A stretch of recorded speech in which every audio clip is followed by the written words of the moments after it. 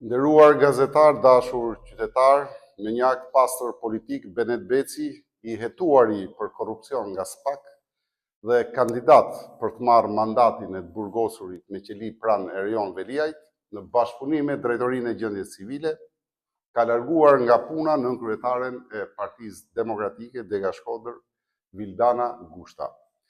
Justifikimi që ai sjell është banal dhe qesharak. Si pas ti dhe si pas tyre, zonja Gushta ka shprehur publikisht bindjet dhe preferencat politike. Ndërkohë që kjo dihet botërisht, sepse ajo ka status të qartë politik si nënkryetare e Partisë Demokratike Shkodër. Pra shkurt dhe qartë, zonja Gushta është ekzekutuar për veprimtari armiqësore ndaj pushtetit dhe agitacion e propagandë.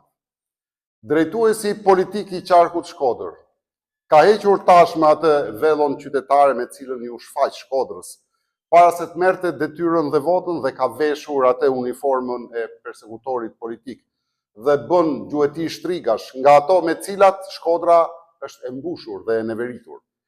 Presioni dhe dhuna politike që po ushtrohet brenda bashkisë dhe përtej saj kërkojnë rrëmbimin e vullnetit politik të qytetarëve shkodranë.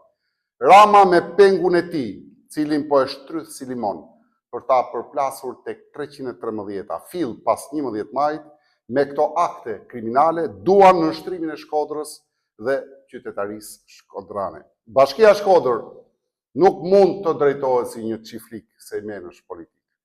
Akti i sotëm është preludi i largimit me turp i një pushteti që përpolitet në gramat e fundit dhe kërkon të mbaj peng të ardhmen e një Shkodre që nuk e kishin dhe nuk do ta kenë.